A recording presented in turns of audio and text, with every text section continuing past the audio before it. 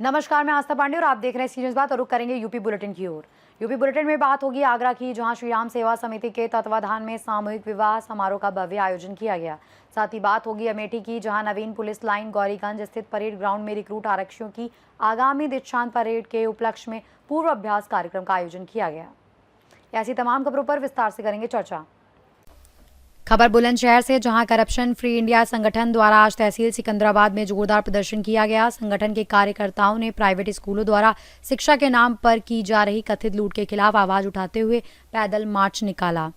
प्रदर्शनकारियों का कहना है कि निजी स्कूलों में महंगी किताबें, यूनिफॉर्म, जूते, मोजे, बेल्ट और टाई के नाम पर अभिभावकों से अवैध वसूली की जा रही है। साथ ही बिल्डिंग फीस और ट्यूशन फीस को लेकर भी मनमानी का आरोप लगाया गया है। पोस्टर और बैनर के माध्यम से संगठन ने करप्शन फ्री इंडिया का नारा देते हुए प्रशासन से सख्त कार्रवाई की मांग की। ये पैदल मार्च डाक बंगला से शुरू होकर तहसील सिकंदराबाद तक पहुंचा, जिसमें बड़ी संख्या में लोग शामिल हुए। संगठन के पदाधिकारियों ने चेतावनी भी दी कि यदि जल्द ही इस मुद्दे पर कार्रवाई नहीं हुई तो आंदोलन और तेज किया जाएगा।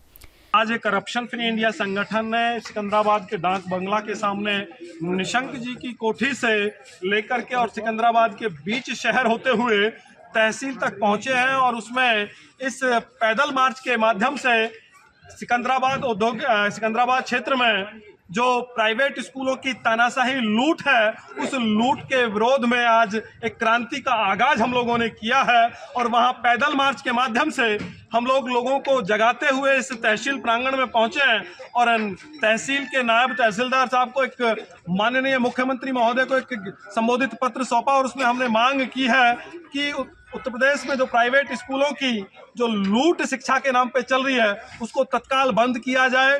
किताबों के नाम पे जो कमीशन खोरी है वो बंद होनी चाहिए।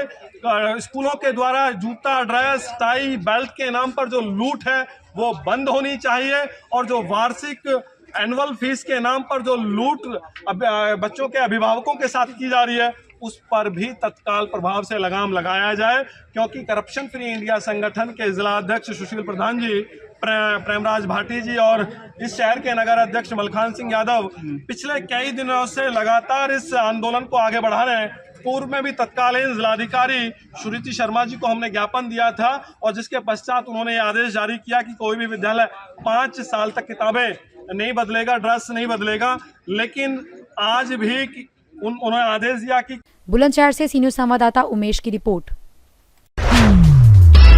खबर पीलीभीत से, जहां शेरपुर कला गांव में गर्मी की शुरुआत के साथ ही बिजली संकट ने लोगों की परेशानी बढ़ा दी है। लगातार हो रही बिजली कटौती और ट्रिपिंग से ग्रामीणों को भारी दिक्कतों का सामना करना पड़ रहा है। वहीं 24 से 25 अप्रैल की रात बिजली आपूर्ति पूरी तरह बाधित रही, जिससे लोग पूरी रात परेशान रहे। ग्रामीणों के अनुसार कई घंटों तक बिजली गुल रहने के कारण उपकेंद्र पर संपर्क करने की कोशिश भी की गई, लेकिन फ़ोन नहीं उठाए गए।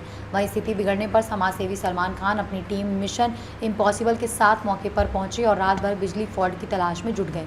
कई घंटों की मेहनत के बाद फॉल्ट ढूंढकर उसे ठीक किया गया, जिसके बाद करीब 4:30 बजे सुबह बिजली आपूर्ति बहाल हो सकी।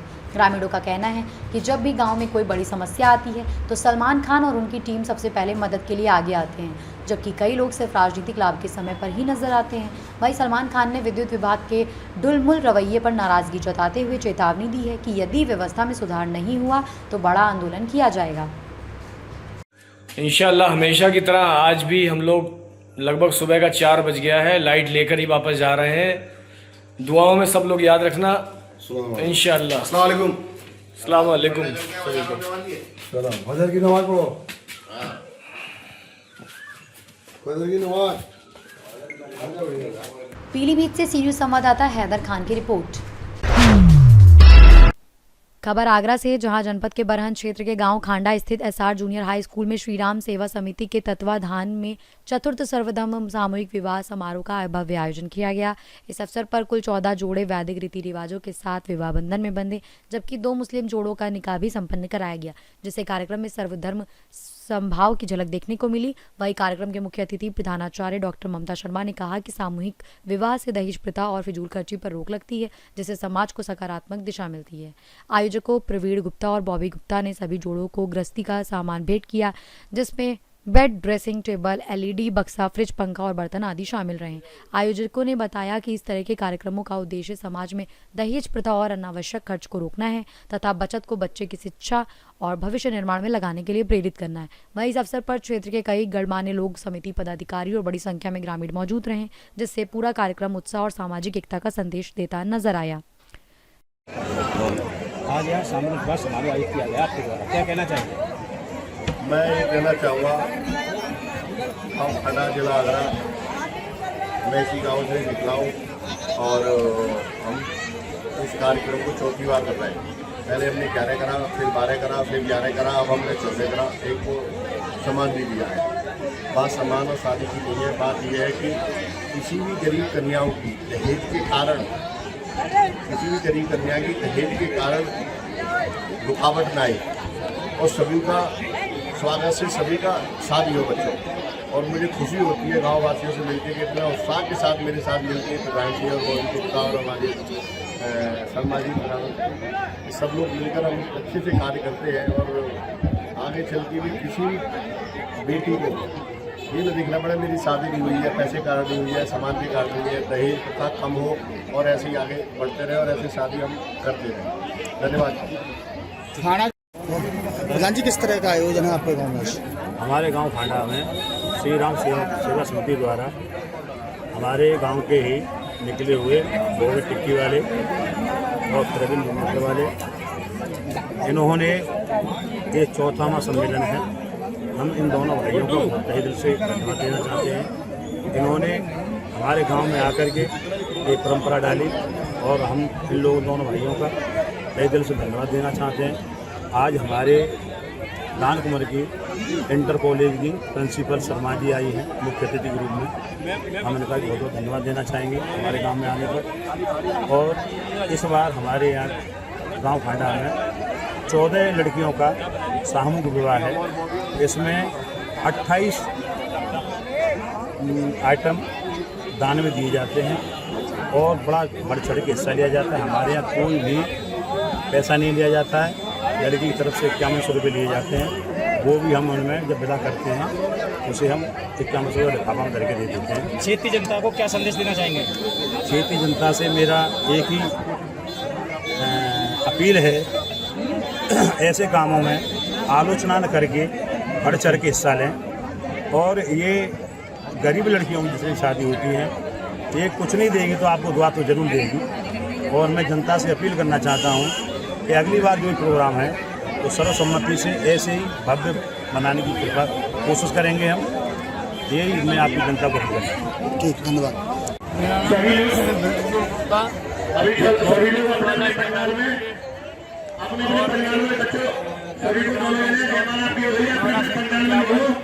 और अपने अपने पंडाल में जाओ, बाबरों के लिए जो भी बाबरों के लिए जो भी आपका जो है मुस्लिम तरीके से जो निकाह होना है वो अपने उसे करें और तैयारी अपनी करो। ये करता है उसका जो भी हमारे यहाँ 14 जोड़ों की शादी आपने कराई है। क्या खाने हो, टिक्की खाने हो, वल्ले खाने हो, छोले खाने हो, खाना खाना हो, खाना चल रहा है। समाज में भलाई अपनी तरफ से। और जो लोग हैं जो वास्तविक कन्या हैं और जिनको ज़रूरत है, उनका हम अपनी तरफ से जो हमसे बनता है वो पूरी तरह से विवाह करते हैं। और हम जो है चंदा वंदा कोई इकट्ठा नहीं करते। हम और प्रवीण जी ज़्यादातर करते हैं और हमारे 2-3 यार दोस्त हैं वो देते हैं। सुना है बचपन से आप इसी गांव से निकले हुए, बचपन से आपने मेहनत की है? मैं इसी गांव से निकला हूं और मैं इसी स्कूल में पढ़ा हूं जिस स्कूल में प्रोग्राम हो रहा है। और मैं 8वीं तक इसी में पढ़ा हूं। इसके बाद मैं बाहर पढ़ा था मेहराने। और उसके बाद गाँव से निकले हुए करीबन 30 साल तब से मैं अपनी मेहनत कर रहा हूँ। मैंने बहुत छोटा काम किया हुआ है और ज़मीन से जुड़ा हुआ हूँ। ज़मीन से ही काम चालू किया है। सब कुछ है। आगरा से सी न्यूज संवाददाता विष्णु बघेल की रिपोर्ट। खबर अमेठी से, जहां नवीन पुलिस लाइन गौरीगंज स्थित परेड ग्राउंड में रिक्रूट आरक्षियों की आगामी दीक्षांत परेड के उपलक्ष्य में भव्य पूर्वाभ्यास का आयोजन किया गया।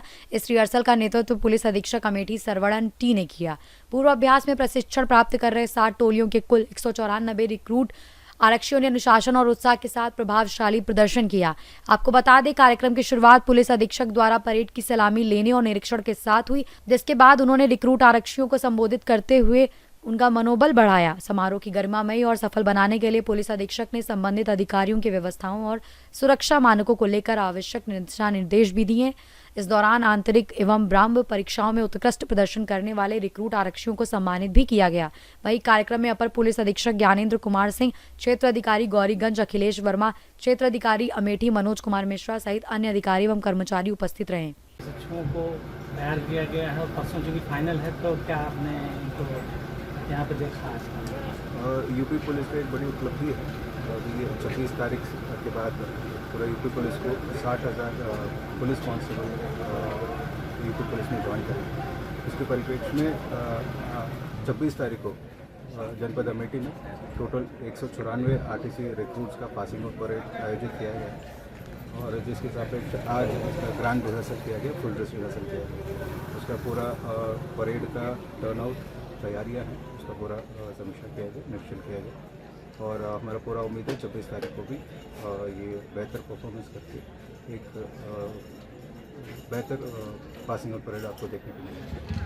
और इस परेड के बाद जनपद अमेठी में टोटल 454 पुलिस कांस्टेबल्स, जिसमें 91 महिला कांस्टेबल भी सम्मिलित हैं, वो जनपद अमेठी में 3 महीने के लिए व्यवहारिक प्रशिक्षण हेतु विभिन्न जनपद में भेजा जाएगा और ऑपरेशन में भेजा जाएगा। और हमारा पूरा उम्मीद है ये जो नव प्रशिक्षित आरक्षी हैं उनके आगमन में जनपद अमेठी को पुलिस को और मजबूती से काम करने की मौका। अमेठी से सीनियर संवाददाता शैलेंद्र प्रताप सिंह की रिपोर्ट। खबर रायबरेली से, जहां होमगार्ड भर्ती परीक्षा कड़ी सुरक्षा व्यवस्था के बीच शुरू हो गई है। जिले में 25, 26 और 27 अप्रैल को आयोजित होने वाली इस परीक्षा के लिए कुल 10 परीक्षा केंद्र बनाए गए हैं, जहां 2 पालियों में परीक्षा संपन्न कराई जा रही है। इस परीक्षा में कुल 21,024 परीक्षार्थी शामिल हो रहे हैं। परीक्षा की पारदर्शिता और सुरक्षा सुनिश्चित करने के लिए प्रशासन पूरी तरह सतर्क है। वहीं जिलाधिकारी सरनीत कौर और पुलिस अधीक्षक रवि कुमार ने विभिन्न परीक्षा केंद्रों का निरीक्षण किया और व्यवस्थाओं का जायजा भी लिया। वहीं निरीक्षण के दौरान जिलाधिकारी ने अधिकारियों को स्पष्ट निर्देश दिए कि परीक्षा शांतिपूर्ण, निष्पक्ष और नकल विहीन वातावरण में कराई जाए। उन्होंने ये भी कहा कि परीक्षार्थियों को किसी भी प्रकार की असुविधा न हो, इसका विशेष ध्यान रखा जाए। प्रशासन ने परीक्षा के दौरान सुरक्षा व्यवस्था को मजबूत रखते हुए हर केंद्र पर निगरानी और भी बढ़ा दी है, ताकि परीक्षा सुचारू रूप से संपन्न कराई जा सके। कप्तान साहब और हमने यहाँ पे केंद्र का निरीक्षण किया गया, व्यवस्थाएं ठीक पाई गई।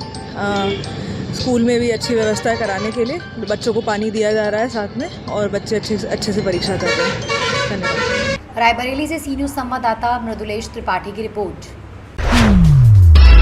खबर रायबरेली से, जहां पश्चिमी उत्तर प्रदेश को पूर्वी उत्तर प्रदेश से जोड़ने वाला महत्वाकांक्षी गंगा एक्सप्रेसवे अब पूरी तरह बनकर तैयार हो गया है और जल्द ही इसे आम आवागमन के लिए खोल भी दिया जाएगा। वहीं मेरठ से प्रयागराज तक 594 किलोमीटर लंबा ये एक्सप्रेसवे 12 जिलों से होकर गुजरता है, जिसमें रायबरेली में इसकी लंबाई 77.3 किलोमीटर है। यहाँ डलमऊ तहसील के एहार गाँव और ऊंचाहार तहसील के गोकुलपुर रोजैया में 2 एंट्री और एग्जिट पॉइंट बनाए गए हैं। गंगा एक्सप्रेसवे का उद्घाटन प्रधानमंत्री नरेंद्र मोदी 29 अप्रैल को हरदोई जिले के मल्लावा से करेंगे। उद्घाटन की तैयारियों को देखते हुए अथॉरिटी द्वारा एक्सप्रेसवे पर सफाई और अंतिम कार्य तेजी से किए जा रहे हैं। निर्माण एजेंसी सेम इंडिया के प्रशासनिक अधिकारी अनिल पूनिया के अनुसार ये एक्सप्रेसवे सुरक्षा के लिहाज से अत्याधुनिक सुविधाओं से लैस है। पूरे मार्ग पर हर किलोमीटर पर सीसीटीवी कैमरे और हर 10 किलोमीटर पर स्पीड मॉनिटरिंग सिस्टम लगाया गया है, जिसकी निगरानी के लिए इंटीग्रेटेड कंट्रोल रूम स्थापित किया गया है। आपात स्थिति में क्रेन, एम्बुलेंस और अन्य राहत सेवाएं तुरंत उपलब्ध कराई जाएंगी, जिससे यातायात सुगम और सुरक्षित बना रहे। परिचय दीजिए अपना। अनिल पुनिया एंड प्रशासनिक अधिकारी सेम इंडिया प्रोजेक्ट लिमिटेड, और हम यहाँ पे गंगा एक्सप्रेस कर रहे हैं। तो हमारा जो है 156 किलोमीटर का हमारा पैकेज है पूरा, तो 2 पैकेज हम लोग कर रहे हैं और काम कंप्लीट हो चुका है अभी। इसका आगामी दिनों में इसका उद्घाटन होने वाला है। सर, रायबरेली में कितने किलोमीटर का पैकेज और क्या खासियत है? रायबरेली में 77 किलोमीटर 300 मीटर है, और ये रायबरेली में 2 जगह एंट्री एग्जिट पॉइंट है, एक गोकुलपुर रोजैया एंड एक है लालगंज में है हार। और इनके लिए रेस्ट एरिया जो बनाए गए हैं वो भी एक लालगंज में बनाया गया है, एक मिर्ज़ापुर एहारी जो सैलोन तहसील में पड़ता है, जो 50-50 किलोमीटर पे है। यहाँ पे दो जो रेस्ट एरिया है उसमें दोनों साइड के LHS और RHS दोनों को एक्सेस होगा। सर क्या खासियत है इसमें जो एक्सप्रेसवे और दूसरे एक्सप्रेसवे से अलग है, ऐसी क्या?